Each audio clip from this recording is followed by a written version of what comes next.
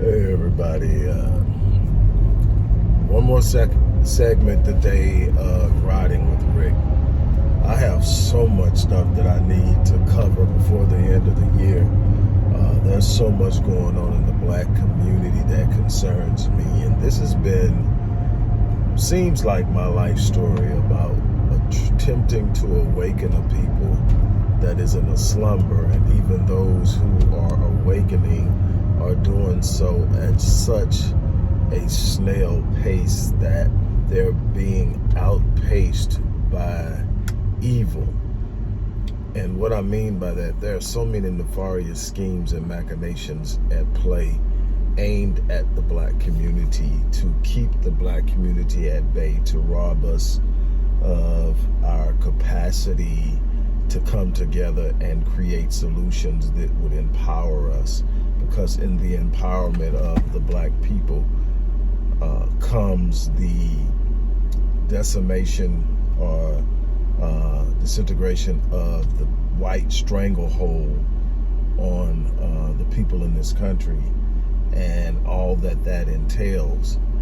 I'm really concerned. Before I get any further into it, you know the routine. If you like what you hear, click the like button. If you think that it's something that can empower people you know, click the share button. If you want to keep getting information and content, subscribe. For those of you who have followed me and know what I do, research, think tank, program development, program implementation, locally, on state level and nationally. Click the, go into the description box and show some love and donate. This stuff does not happen by osmosis. Look, in my 30 years of research, when I say research, I mean literally conducting studies, doing peer review analysis on existing research, compounding, creating concepts, hypotheses, and theories about everything that's going on in the black community. I'm talking 30 years of doing this, everything from epigenetics, multi-generational transmission of trauma healing, disease, and so much more. Look, one of the most lethal weapons, not viewed as a weapon, that I have discovered and that really concerns me about the state of my people is social media.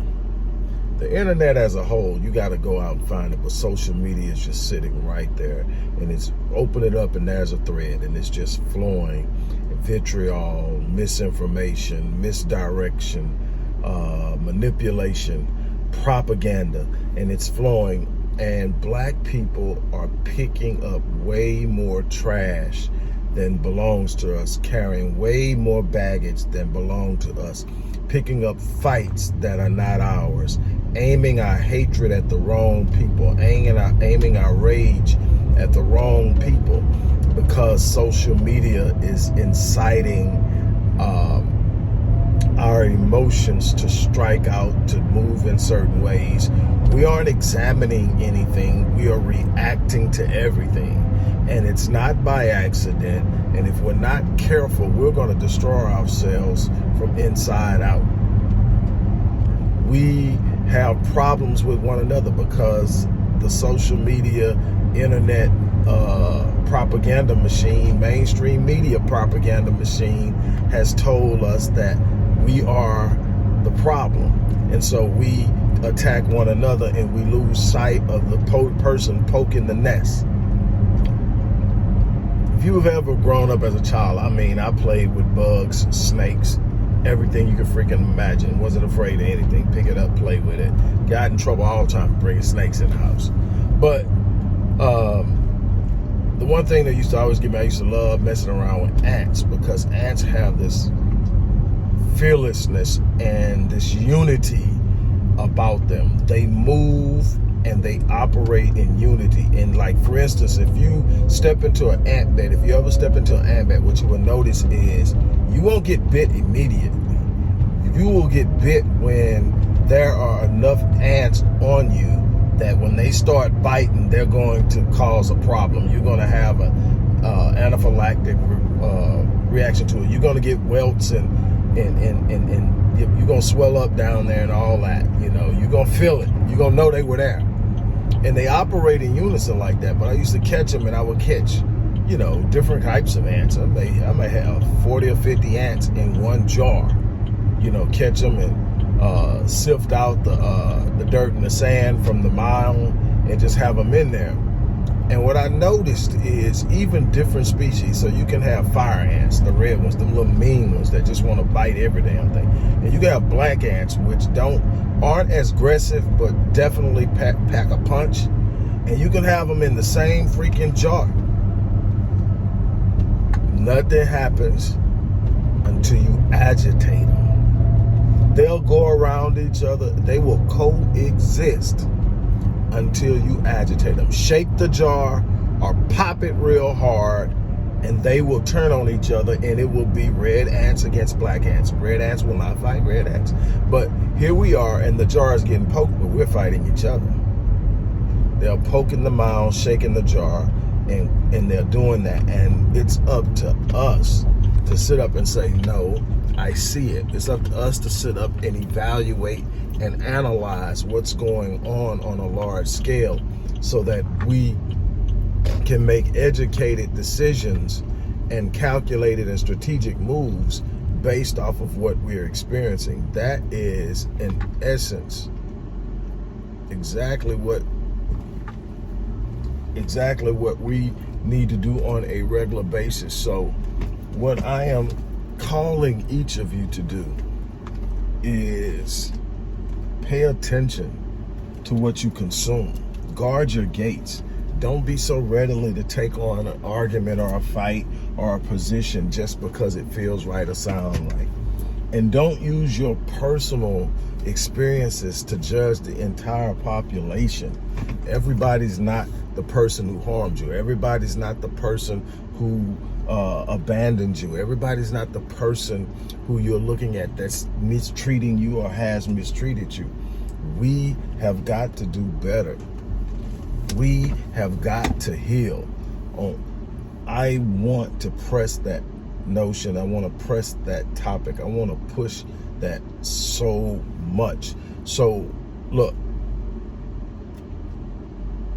we can either make up in our minds that we are going to do something exceptional and extraordinary and powerful, which we have the capacity to do, or we can continue waiting in our misery, blaming one another, blaming things and systems versus actually taking action. That's going to be up to us. But I'm challenging you. Look at what's out there.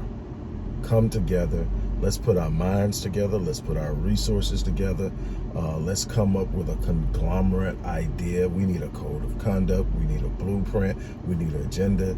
We need focused energy, effort, and finances and funding to do the exceptional and extraordinary. It's not going to happen splintered. It's not going to happen with this faction pointing the finger at that faction, this gender, blaming that gender, all of that stuff that they've got you thinking. And truly look underneath it and see what the totality and the wholeness of who we are really is, who really truly represents us. You'll find out that we are good people, we are honest people. We are probably the most moral people, but they've got us thinking that we're naturally criminal minded, that all black men are violent and cheaters, that all black women are thoughts and gold diggers and don't want to merge and build, and all of our kids are headed to hell and everything else. And we are literally buying into it. This is my observance in the behavior. The data I collect from social media over the last 10 years is extensive. And that's the same data they're collecting. And it's teaching them how to manipulate you. It's teaching them how to set up their propaganda campaigns. It's teaching them how to trigger you. All of this stuff, the same stuff I'm gathering and learning and seeing and putting together, they can do it too. They have far more resources than I have. They have better equipment than I have. and they have more manpower than I have. So they know way more about it than I do because I'm doing it on my own. What I can tell you from what I have gathered, what I have learned, we are losing on ground because we are allowing the systems that they are pushing narratives on to be the guiding force behind our movement. That has to stop. Those who really truly believe in me, I need you to get behind me. I'm going somewhere. If you really truly believe in what I'm doing, get behind me. I'm going somewhere. I'm going until I have nothing left, but I need you to get behind me on this one. We're losing, and it's really truly frightening. So again, I'm challenging you to get behind me. And if it's somebody else out there that's doing something and has the same message, listen to what they're saying. And they're out there. They're not going to be loud because they're going to be shadow banned. They're going to be censored. They're going to be the ones that are kept, out of the know. And it's going to be up to us to start giving volume to the messages that matter. And I'm calling each of you to help do that. We need our own platforms. We need situations. We need platforms and instruments and places we can be on the digital in the digital realm that we can't be removed from. Look, they're trying to shut down Rumble. Rumble was a place we can go and still is up to this point, but they want to shut down Rumble because they can't get them to, I forgot who it is they're trying, Russell Brand, I think. They're trying to get him to ban Russell Brand for something he said. But the bottom line is they want to control the message because the message is the means through which you influence a person. The powerful narrative, the most frequent narrative, the most pervasive narrative is the narrative that scopes the minds and thoughts and processes of the people. We've got to be the creators of our own narrative. Help me do that. So on that note, I'm out of here again. If you believe in what I'm doing, support the work I'm doing, go in there and click the donate button or give through our Cash App or whatever you do. We need to start building. And you can, I don't have to give you a number. You know this stuff isn't cheap. You know that you're not going to run an organization on $50 a month, $100 a month, not even $1,000 a month. It takes massive funding to do this. And I've done it with the exception of maybe 5%. I've done it with the exception of maybe 5%. And then that 5% has been basically the same people. But 95% of it has been me for 30 years. That's really unfair to ask. And one of our biggest problems is once we see someone else will do it, we really don't care if it's destroying them. We sent Dr. Yosef Ben Yakinen to the grave broke, Dr. John Howard Clark to the grave broke.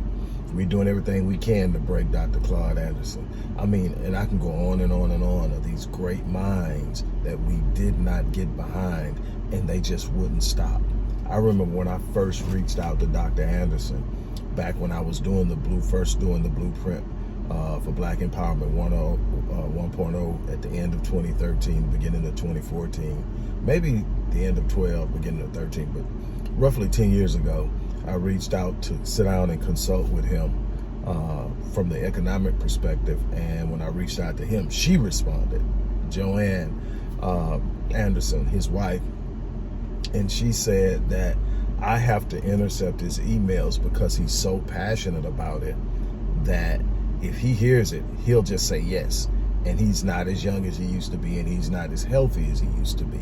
And so I have to kind of sit around it, but I will look over it, and if I think it's worthy to get in front of him, I will. And she did. She got it in front of him, and we consulted, and they thanked me for acknowledging him and giving him credit for the part of this blueprint that I put together that he influenced.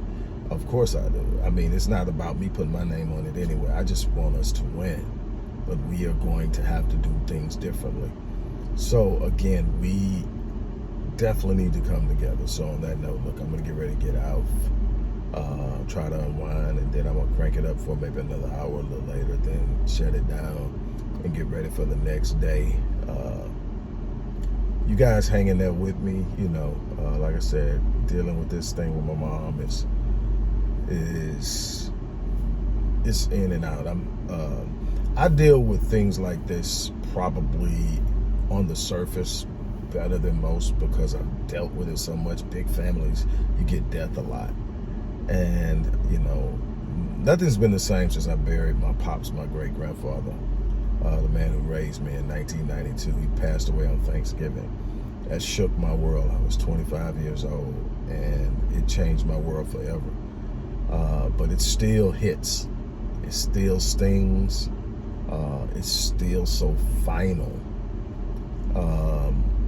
And so I'm processing it, but again, as the leader of the family, and not just my house, I mean the leader of the family now, I have to be solid because my people are going to need me.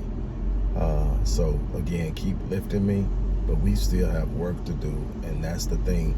Life doesn't stop when you're going through things, so I've learned how not to stop. And so on that note, look, I'm going to get out of here. You guys have an unbelievable day and week.